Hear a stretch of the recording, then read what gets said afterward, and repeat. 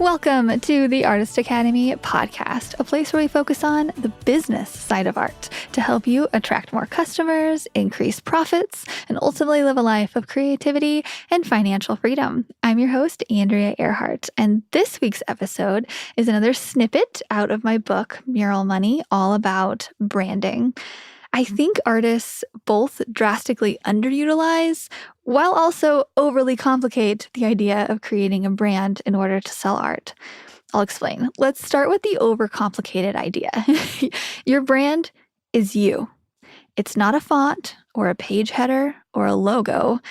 It's your style, it's your personality, it's what you can bring to the table in terms of creating.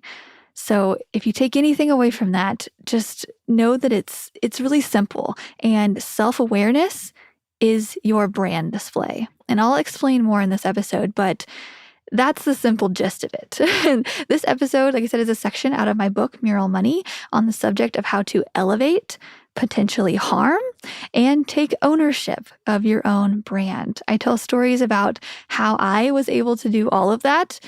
Yes, including harm my own brand by making poor decisions in these 2 chapters. And I had to include this part of the book because these were big lessons learned the hard way for me. And every time I'm introduced to a new artist and I see them doing things like dressing inappropriately and constantly showing up late or doing anything that hurts their brand, I can't help but think, no, it's so hard to come back from that. So this is my shout out to my younger self, if that were possible, and anyone new to the idea of being your own boss. If you like this sneak peek episode of my book, Mural Money, then I highly encourage you to get the audio version of the full book with over 15 hours of listening inspiration. I'm currently running a special for just $17 for the audio version at muralmoney.com. Simple. That's the book name, muralmoney.com. And it comes with a bunch of extras like my art supply list, pricing guide, recommended book and podcast list, and so much more. I filled this book with tips from my journey of building a profitable mural career.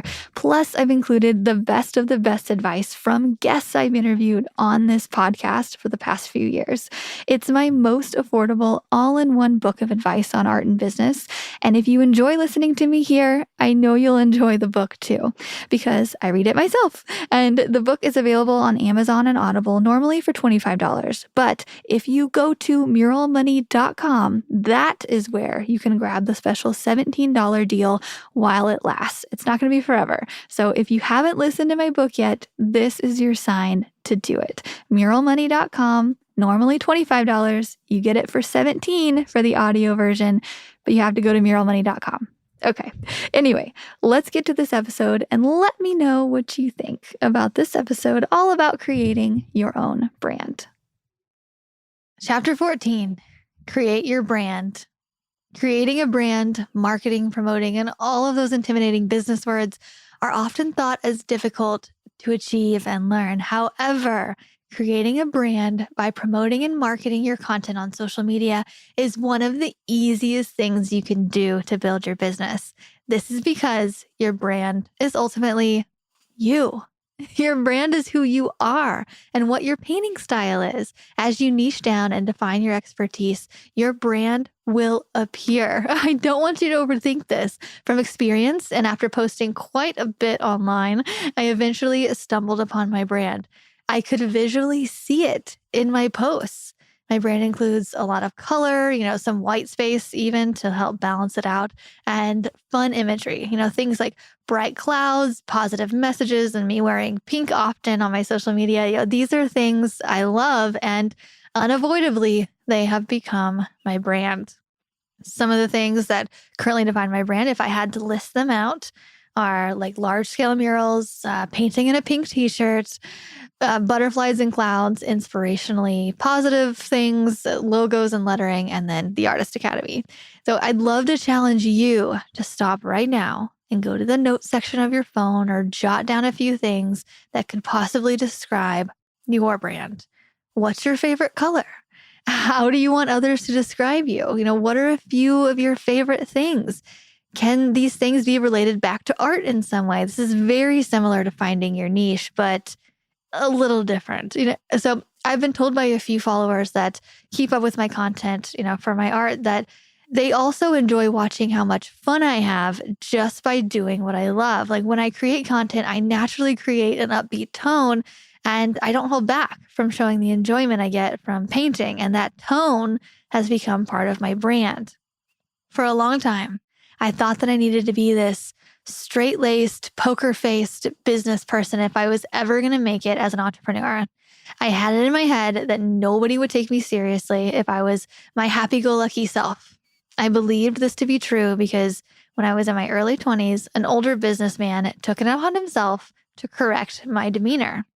When I first sat next to this man for a meeting, I plopped down on the chair and sat in front of them and introduced myself with a big smile on my face in a very cheerful way. We were talking about possibly working together, and I was so excited about the idea that I couldn't hold back my enthusiasm.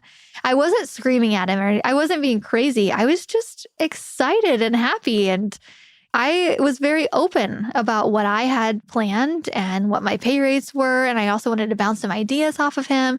We were on our way to agreeing to work together.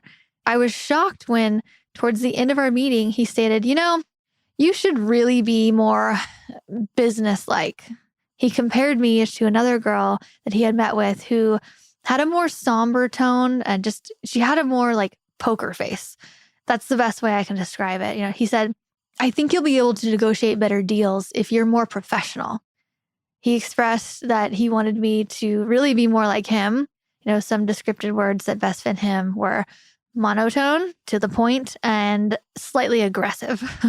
Being in my early 20s and easily influenced, I took this bad advice to heart. What did I know about being in business for myself? Practically nothing at this point.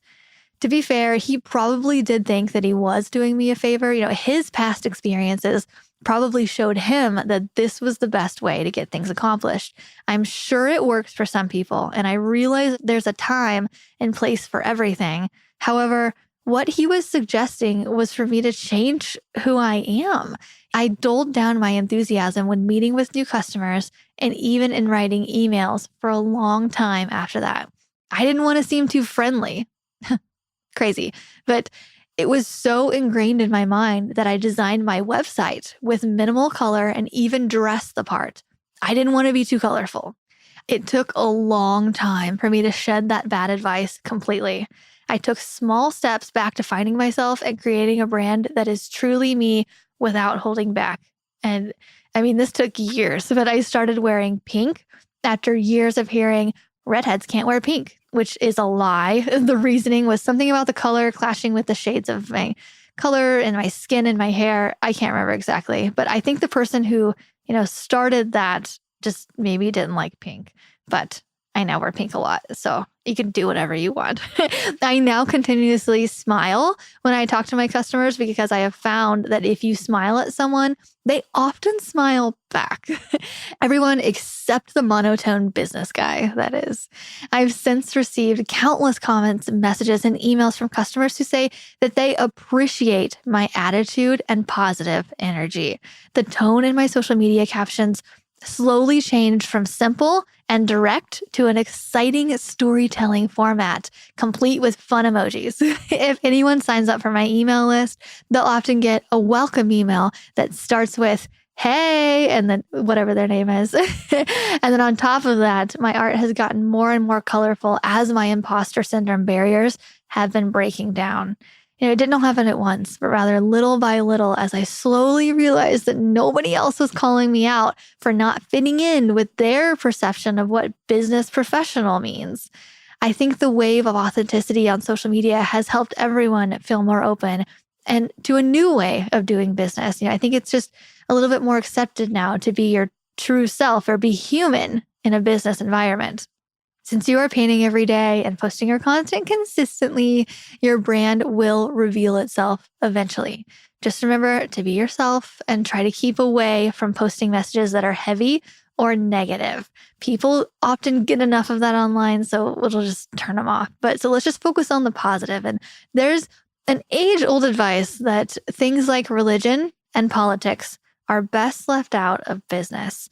Unfortunately, these debatable conversations can turn nasty and negative quickly. So I believe that they should be avoided on your art business social media.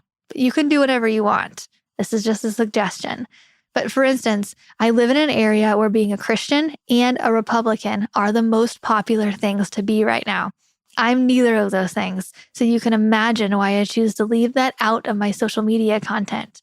And off the script, if anybody's listening and maybe is a really proud one of those things, and you hear that I'm not, it automatically can make, a feeling come up for you and maybe some of your customers too. It's just automatic. So I don't post or comment about anything related to those topics because it could ultimately hurt my business. So even if you enjoy a good social media brawl, I would advise against it for the sake of your growing business.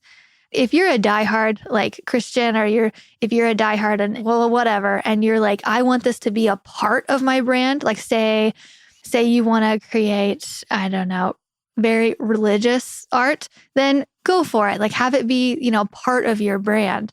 But if not, then it's up to you. But these are just my thoughts. But remember, how you present yourself online is all a part of your brand. One of the easiest ways for you to determine your brand is to, again, ask your friends, just like you did for your niche. Request that they give you 5 words that would describe your aesthetic and art. How would they describe you? You may be shocked to hear what they say, and push for 5 words. Don't just say 1, say 5. For example, in addition to my list of brand descriptions above, people tend to think of me when they see content about cats. This is because I have posted quite a bit of content about my cat or our journey to introducing a new cat into the family. And I've also painted a couple of large cat paintings over the years that have gained recognition. And as you can see, you don't need to rush yourself to find a brand or niche because it'll come naturally. Just like, everything, just give it time and have fun discovering your own personal identity. This is a fun process. Think about what you love creating and do just that. I found that people buy art for the artists and not necessarily always for the art itself. I became the butterfly wings girl around town. Now, people see butterflies or even the color pink and they'll send me similar images just because it makes them think of me. Seeing my repeated content made them connect with me in all things butterflies and pink. Just like a niche, you know that you'll have an established, successful brand when people begin to connect you with certain images, colors, or aesthetics. You don't even have to overthink the aesthetics on your Instagram. Just post and go. Your brand will come to light on its own. Overplanning can prevent you from actually promoting your business, which is the most important thing right now. A lot of people will plan out their grid with certain colors. Like, no, just post photos. Figure that out later. I think many people are afraid that being authentic online means that you have to overshare as well, but that's simply not true.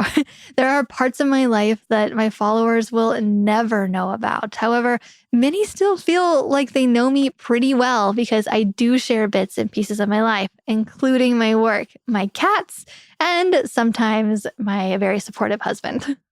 Elevate your brand. I unknowingly created an aspect of my brand that involves traveling and painting. It just so happens that many love to travel, or the idea of traveling, which is what made my brand more desirable. This part of my brand became known as the Worldwide Wings section. We've been over that, but my followers started to recognize me as the artist who would travel and volunteer to paint butterfly wings for businesses, schools, and organizations. And I've always been a traveler, though. Before I was trying to brand or even accidentally ran into this brand, that's just what I did. But it took me visiting about 30 countries before I got the idea to be painting wherever I traveled. Since we often have quite a bit of downtime during your trips, I figured I could spread my paint to more places than just, the United States and Canada. I can still remember that first location where I got the idea to include paintings with my journeys. We were planning to spend a couple weeks in Australia and New Zealand just to explore, and I decided that I wanted to paint some butterfly wings. We've heard the story about how the wings spread across the world, but just to get into a little bit more of how it happened, just in case you want to maybe do this too, I did a quick Google search and found a local primary school. I sent an email proposed to Queenstown Primary School, highlighting my butterfly wing idea and expressing that I wanted to call it #worldwidewings, and I wanted to start with them. I also included my plan to paint these wings in different countries around the world, and as a final touch, I attached a few images of previous wings that I had painted in my hometown and hit send. Whew. Within a couple days of sending the proposal, a teacher emailed me back, letting me know that they would love to have me. We established a date that I could come paint, and I reassured them that it would be an easy process. I didn't ask for money for the mural because we would be in the area anyway, and I wanted to do the project just for fun. They only provided the supplies. Just a month later, we flew to Australia and explored the area before we headed over to New Zealand by flying directly into Queenstown. I was only in New Zealand for a day before I met with the principal and the school. She seemed both confused and excited, happy to have the artwork, but was confused about how the process would go. Same, but we were just kind of winging it. They set me up with a wall and all the supplies I needed to get started, including paint and brushes. As I created the butterfly wings mural, I made sure to film the whole process. As I was painting, we did an educational lesson with the kids about how the butterfly population in the area was decreasing. We also informed them that they could attract more butterflies to the area by simply planting more stinging nettles. That night, I posted the content online and expressed my goals for painting the #worldwidewings on a volunteer basis.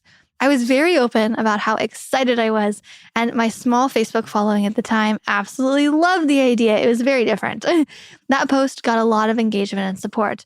They didn't seem to care that I was doing it just for fun, and I wasn't planning on charging for these wing murals. The idea of painting as I traveled was a desirable concept to many, and they were invested in seeing more content about my Worldwide Wings adventures. So with just one post, I had branded myself as a worldwide artist who painted butterfly wings, and people were eating it up. This interesting aspect about my life made my artwork more desirable in turn. I got quite a bit of attention for something that was, to me, seemingly small. For the next several months, anytime I painted for a business, I would get asked about my travels and the wings I was scattering around the world, even though I just painted one. In their eyes, this made the work I did for them even better and more impressive. They could tell other people that I was a world-traveling artist and that they had one of my pieces at their location. It became a bragging point for my customers. I didn't have to promote myself as this world-traveling artist. Just by being myself and posting bits of my life on social media, people became fans of the brand I was developing. We all gravitate towards brands that we admire because they market themselves in a way that, makes us desire their service or products. But you can absolutely do the same for your art business and make it work for you. There's so many ways you can develop a desirable brand without having to leave your hometown. If traveling the world or painting is something you want to do, then go for it. After all, it worked for me, in the development of my own brand. However, I know that it isn't always feasible for everyone or even something at the top of everyone's list of things to do. So pick your own thing. One exciting way you can create an appealing brand is to focus on making your art really good. Okay, I get it. We all try to make art that's like the best we can, right? So let me be more specific. Hone in on making your art ultra detailed and realistic. People love art that can jump right off the canvas because it brings a wow factor. Becoming known as the artist who creates very realistic images as a branding strategy that would outbid all others any day. You don't even need to focus on, anything else. Just focusing on your art and making it really good, that's a branding strategy. You can also attach your name to a charity you're passionate about or regularly donate part of your art proceeds to that cause. For example, if your niche is painting forests or animals, you could give part of your earnings to the World Wildlife Foundation. Everybody knows about that organization.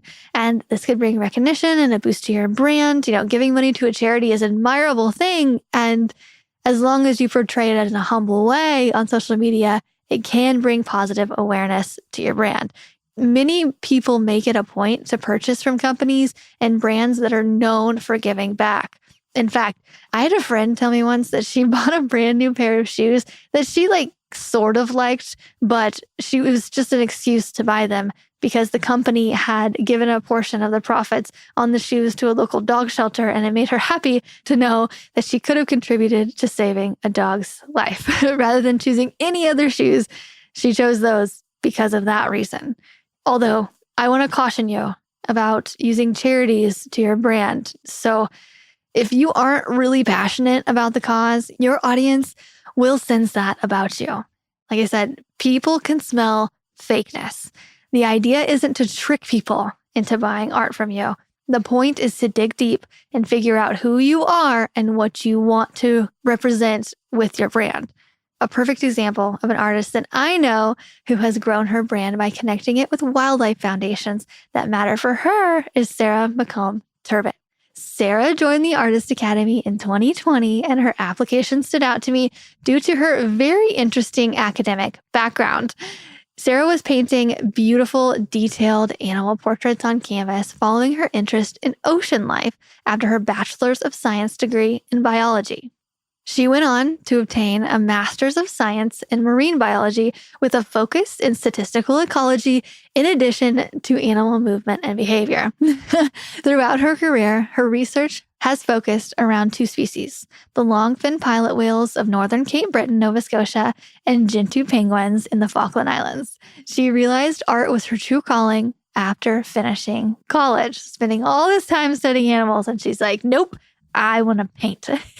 I could listen to her talk about her scientific adventures for hours. Sarah's a great storyteller. For example, at once she said, during our residency for 6 weeks, I led a team of 4 by myself to 2 of the different Falkland Islands, where our only communication back to the mainland was 140 characters and research messages that were expensive as hell.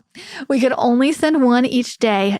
Gentoo penguins are huge. One day, we were literally in the car, an all-girl team, hyping ourselves up to go out and do our job of tagging them for blood samples. They terrified us. Now she's taking all of those amazing reference photos that she gathered during her various academic adventures, and she's using them to paint. Penguins, whales, dolphins, and various other ocean life are her specialties.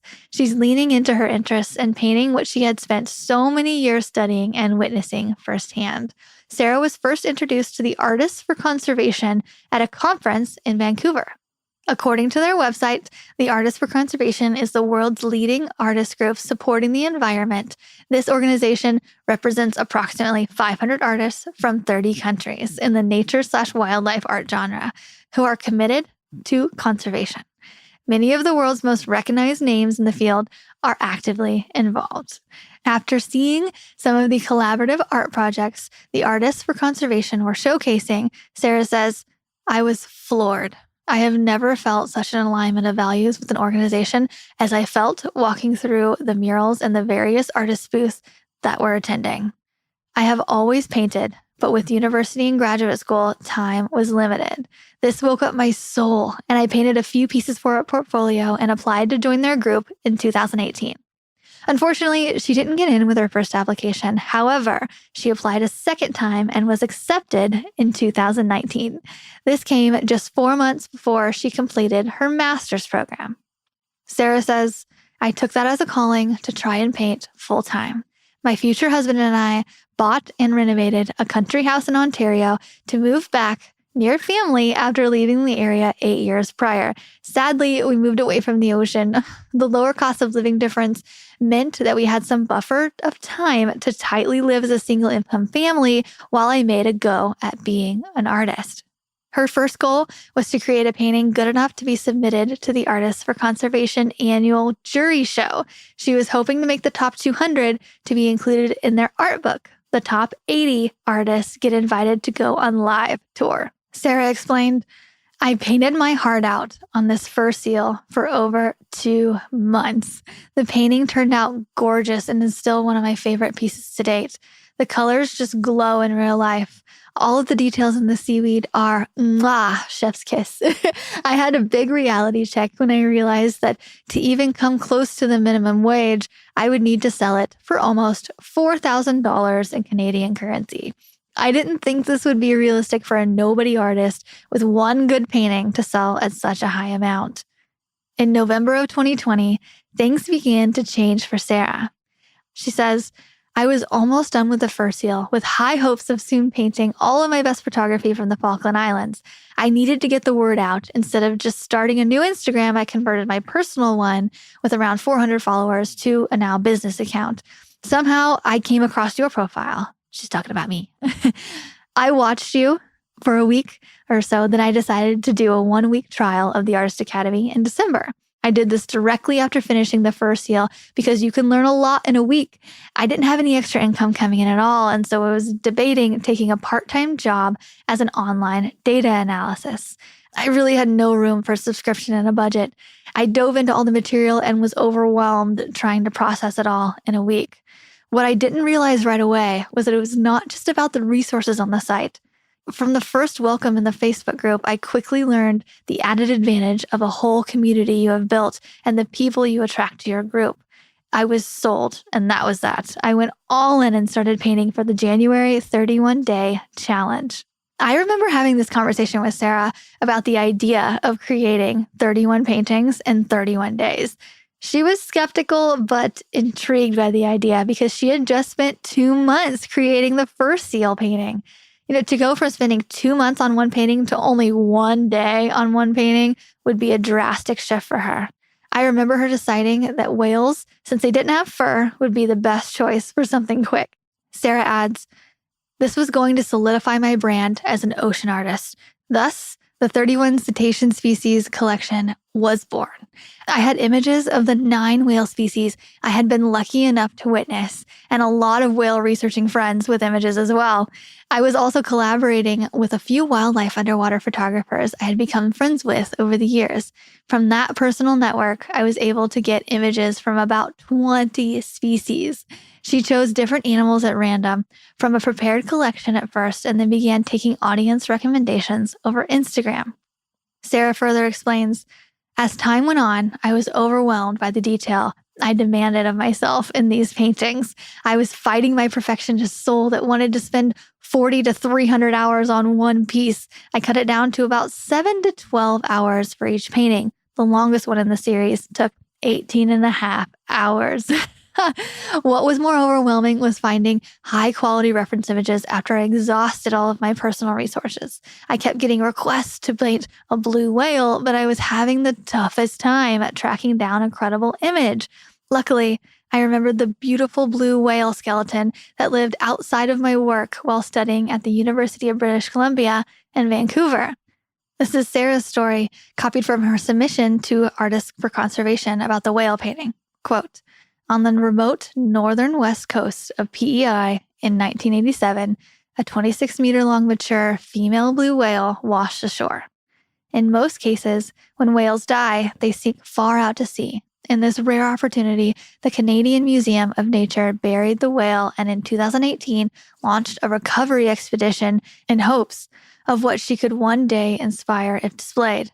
After 2 years of preparing and articulating the bones, the beautiful whale now lives in the Beatty Biodiversity Museum at the University of British Columbia as Canada's largest whale skeleton and is one of only 21 displayed worldwide.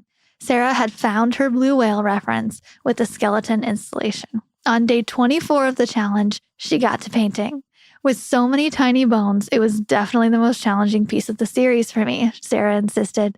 In May of 2020, Sarah submitted the fur seal to the Artists for Conservation juried show, along with a few other pieces, including the blue whale skeleton. She expressed her feelings as, when I received the email containing the juried results, my heart leaped and then stopped when I saw which painting was accepted. It was the blue whale skeleton, and I was so completely unexpected. Not only that, but it was also among the top 80 selected, which meant I was going on tour with the live exhibit.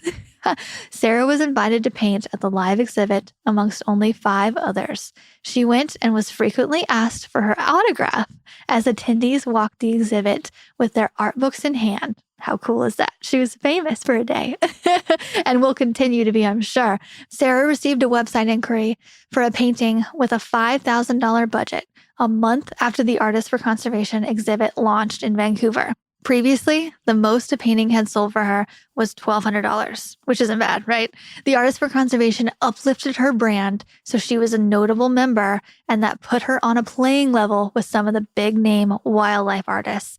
This is the impact of following your interests and aligning your art business with a bigger brand to help elevate your success. Damaging your brand. While we're on the subject of branding, I want to reflect on a few stories that I have in my back pocket to demonstrate how you can hurt your brand. That's right. There are some very easy and real ways you can unintentionally damage your reputation that you have worked so hard to build. One of the quickest ways to hurt your brand is not doing what you say you're going to do. It seems very simple, I know, to show up and deliver on what you've promised, right? Surprisingly, I've had many customers who have hired me to do a mural or a canvas painting who tell me that I wasn't the first artist they had reached out to. Quite a few people have informed me that artists have said that they would do a sketch for them, but have never gotten back to them with the work. I get it. It's often hard to find the motivation, and I have been there myself.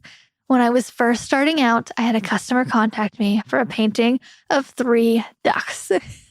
I was so excited about the opportunity because very few people were reaching out to me at this point. Now, any kind of lead still gave me butterflies at the time. I set up a time to go meet with a prospective customer, and I drove 20 minutes to his home. The man explained to me how he had tried to get other artists to come out, but the plan always fell through. Or he would lose contact with them or something would happen.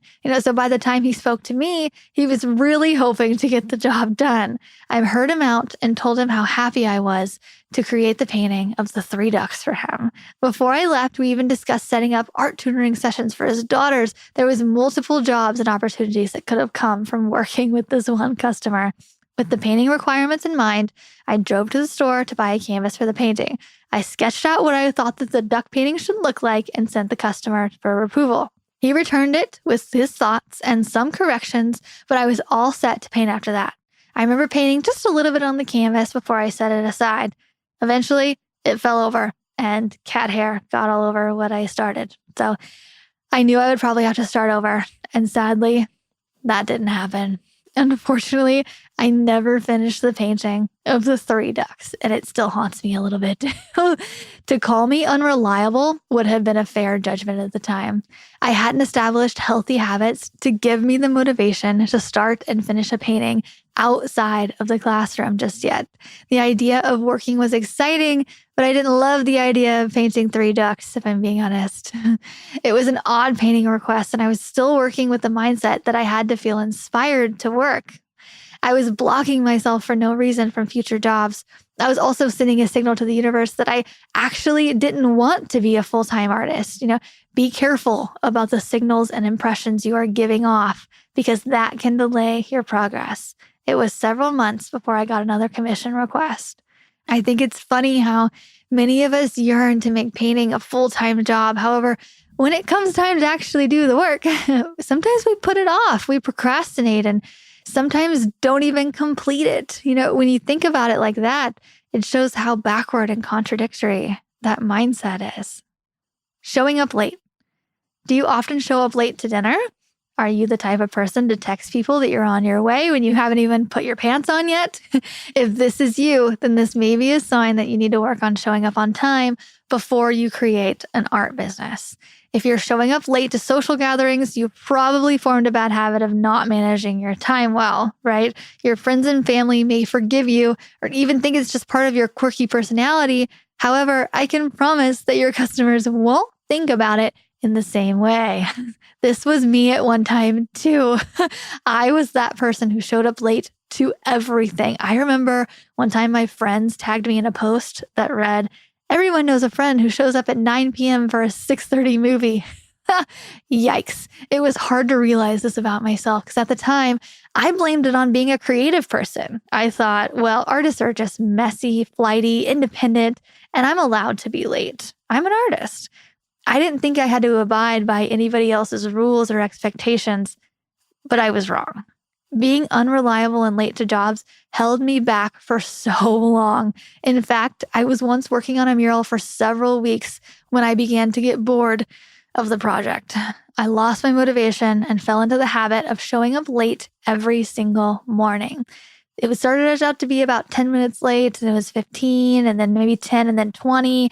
I was late every day. I would come in and take my time to get my workday started. And for this particular project, I was working alongside another artist who was much more experienced than I was. He noticed that I had made a habit of coming in late, and he confidently delivered a piece of advice that I have not forgotten to this day. He said, the easiest way to show someone that you don't want to be somewhere is to show up late. He said casually, but ouch. It was kind of hard to hear, but I had trained myself to be a student. And after that initial sting wore off, I took his advice to heart and started showing up on time every morning, even though it's just not my favorite time of day. As a positive example, years later, I regularly painted for a customer and would come by to paint his statues to make, things look more new and expensive for him. That's what he wanted. I don't know. Every few months, we would schedule 2 to 3 days for me to come out to his residence and work on whatever he needed to be retouched. He loved the work I was doing and the speed at which I was doing it at. However, he mostly commented on how I showed up on time every single day without fail. I thought these compliments were kind of strange because I was showing up at 10 a.m. every day. It's not like I was pulling up at the crack of dawn. After I thought about it though, I could see that this customer valued timeliness. He had many employees running his own business, so he had quite a bit of experience when it came to managing people. I'm sure he was used to struggling to get employees to show up on time. I would never claim to be perfect, but I have grown into the person who now gets aggravated when others show up late. I just have very little patience for it anymore. But whatever, I catch myself thinking things like, I wish they could just get their shit together. Or why? What are they doing? When this happens, I try to remind myself that I used to be that person, and they will learn on their own time the importance of showing up on time. Chapter 15, take ownership of your brand. When you become a full-time artist, you will no longer be at the mercy of someone telling you what to do in every single part of your day. It's weird at first, but there won't be a manager making you clock in to your shift on time, and a supervisor will no longer be coaching you on how to be a better salesperson. While this may seem like a blessing at first, it also happens to be why many artists struggle to build a reputable art brand. Even though you aren't working for anyone else, your customers will still expect you to show up when you say you will. They're still expecting you to create the painting you said you're going to make for them. Sounds pretty reasonable, right? Well, since nobody will be there to manage your schedule, it'll be up to you to self-motivate yourself enough to make it happen. You're the owner of your business. Therefore, you set the rules. As you know from my section about creating your own brand, you can also decide what vibe you're putting out into the world. Do you want to be known as the artist who never shows up or completes work? Then don't show up and stop completing work. Do you want to build a reputation for showing up on time and delivering what you promised? Then that's what you should be doing. Taking ownership of your brand involves you holding yourself accountable for all aspects of what happens. Taking ownership includes no longer playing the victim when it comes to making a mistake and you're called out on it. Please note that I know that this oftentimes comes with maturing and becoming more self-aware with time. However, I think that the process can be kickstarted by reflecting and taking responsibility for your own actions. You see, I used to think that everyone was out to get me. If something negative happened, it was not my fault. I made it a dramatic occasion and took no blame for what happened. In my mind, I truly thought that I played no part in anything bad that ever happened to me. I was innocent and a victim to all the crimes happening around me. Didn't everybody know? While we aren't always responsible for every horrible thing that happens to us, we can't overlook the fact that we often put ourselves in those situations. In relation to running an art business, this can include the customers you take on, the projects you say yes to, and even the deadlines you agree to meet. If you agree to paint a boring piece and then fail to deliver, that's on you. The customer has a right to be annoyed, and it's best if you face that mistake head on and learn from it. A non-productive approach would be to play the victim and refuse to see where they went wrong and correct the situation. But since you are your own boss, you have to be willing to check yourself for the sake of your own brand. Remember, people talk and word spreads fast.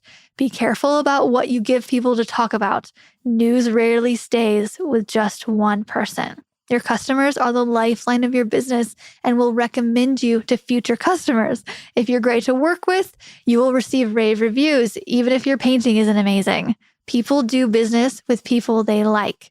If your painting is mind-blowing and your relationship with the customer is positive, then that is the ultimate word-of-mouth advertising.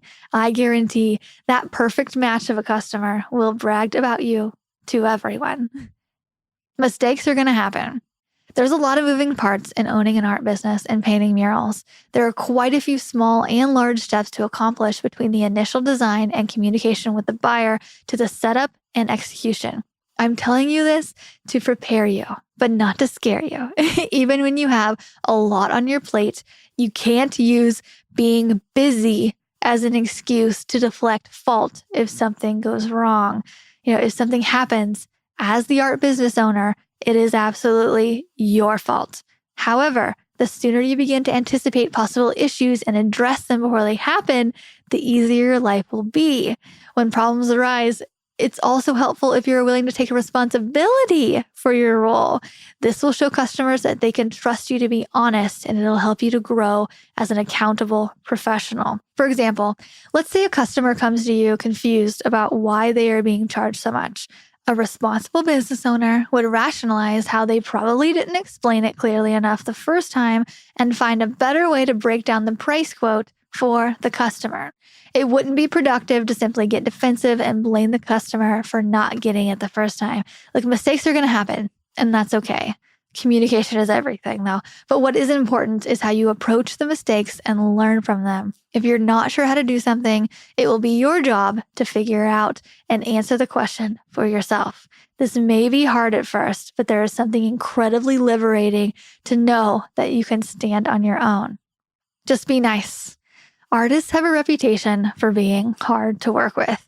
Why is that? I'm not sure, but I know it is a stereotype that has been placed upon us. Perhaps there are artists out there who may be lacking business knowledge, but do offer good customer service.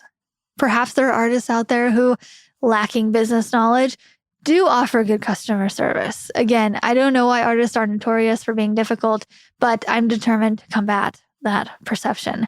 The best way to fight this assumption about artists is to put yourself in the customer's shoes. Explain your process clearly and thoroughly answer all of their questions. Even better, encourage your customers to ask questions and welcome any suggestions that they might have.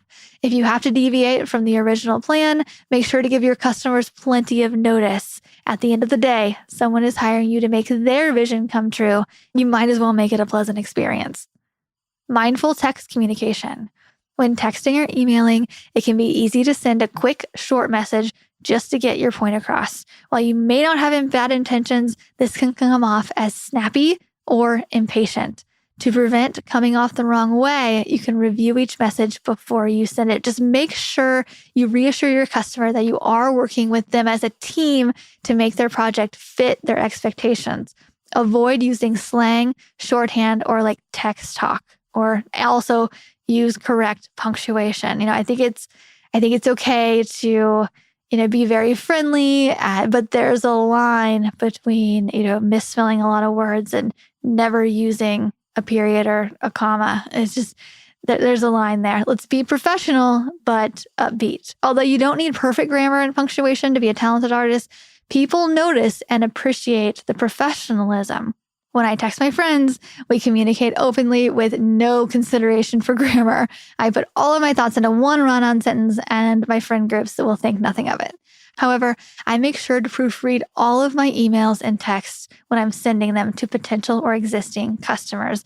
A young artist once reached out to me asking if I needed any help with a mural. She offered to come out and assist me through the project, and the message from the artist was honestly, it was hard to read. It was about 4 to 5 sentences crammed together with no punctuation whatsoever. It was clear that she did not reread her text for grammar and did not consider how her text may be perceived. I responded by simply saying, using improper grammar is not the way to get what you want in this world. Let's try that again. She never responded. What can I say? Whether customers say it bluntly, as I did, or just deny your request without an explanation, using sloppy communication methods can lose you a job. Dress accordingly. As much as I would like to say that it does not matter what you wear to a job site, it actually does. With this advice, I'm going to save you from looking concerningly underdressed or like a saucy vixen or any other level of unprofessionalism. Keep in mind that I am often speaking to my younger self in these bits of advice because they are usually from a story from my past to explain why I'm relaying these tips. You are a professional artist, and so now you should dress the part. Avoid just wearing clothes that you don't mind getting paint on. There's more to it than just wearing, the worst clothes in your closet. That's what hobby artists do. Instead, dress to the level of the job site. For example, you should probably dress up a bit if you are at a live painting event.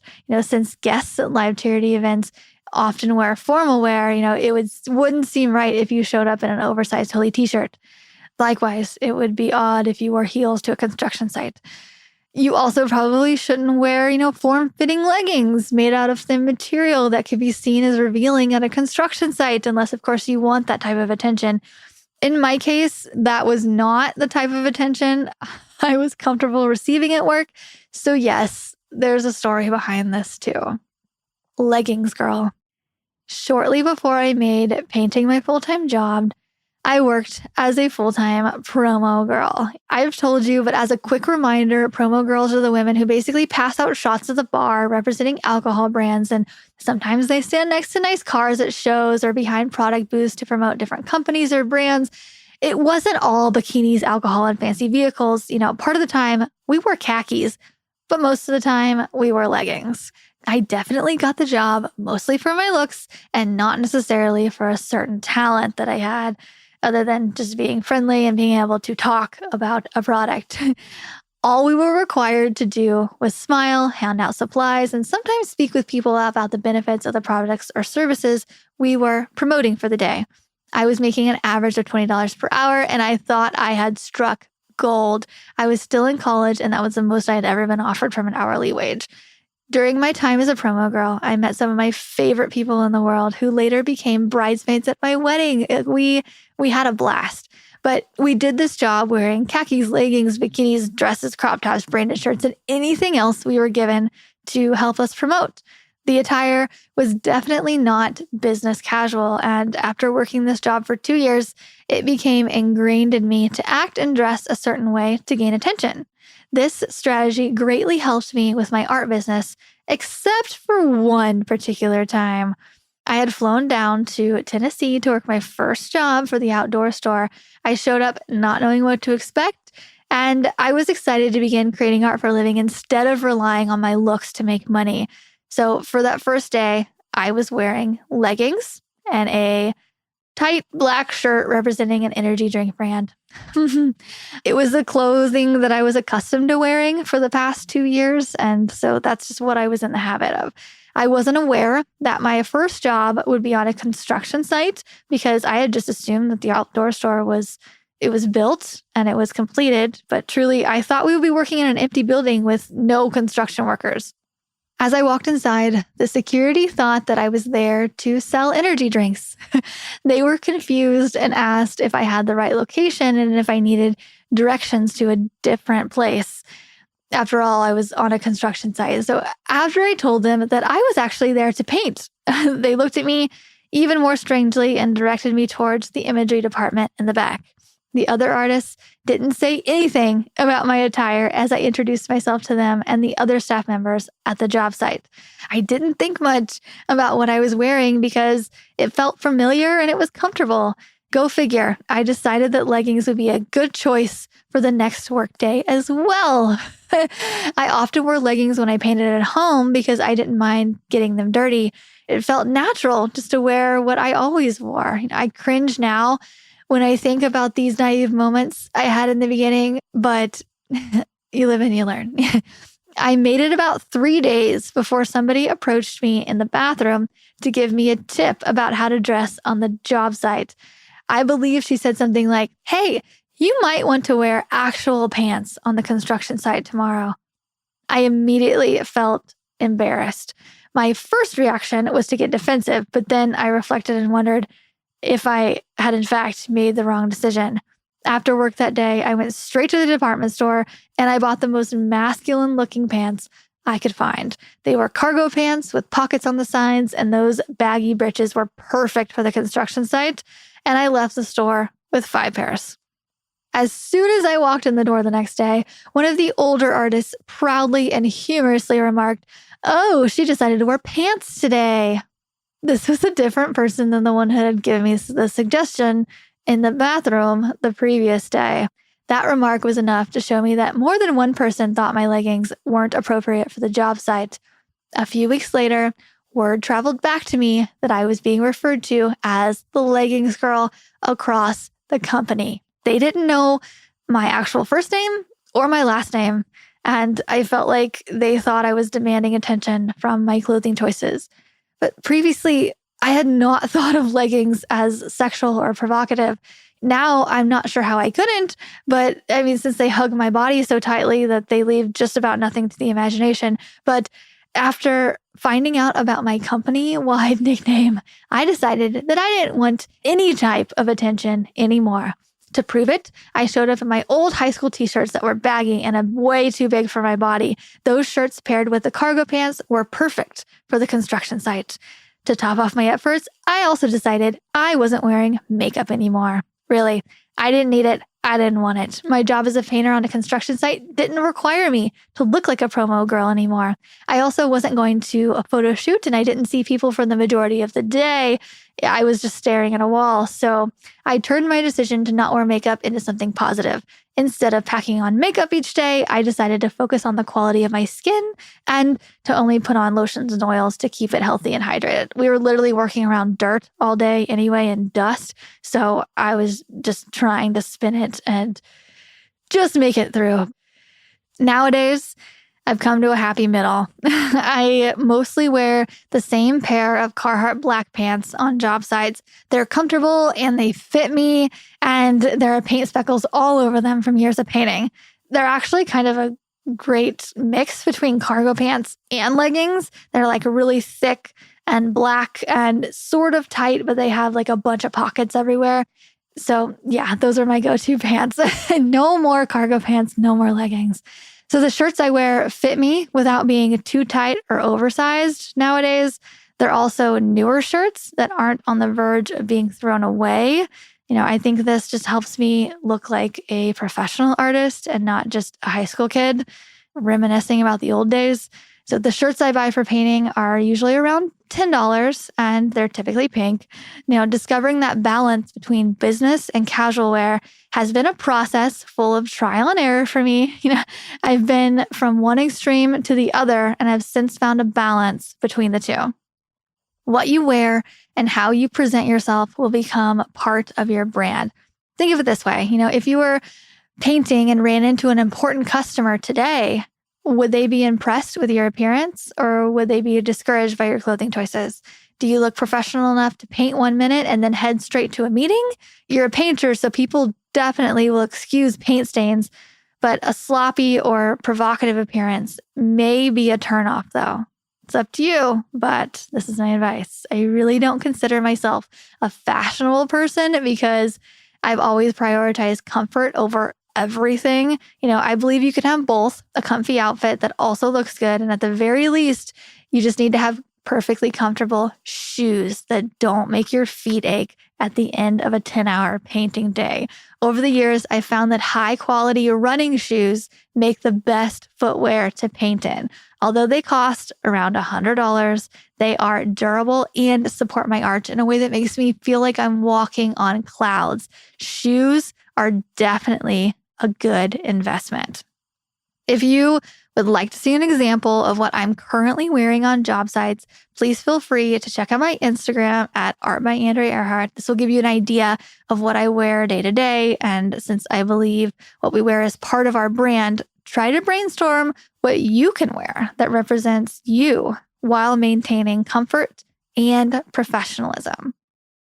Thanks for listening to another episode of the Artist Academy podcast. I've been putting out at least one episode per week for more than 4 years on this podcast, and it's really cool to see those download numbers go up and up as time goes on. And that's because artists like you listen and share these episodes. So really, when I say thank you, I mean it. It's really cool to see progress along the way.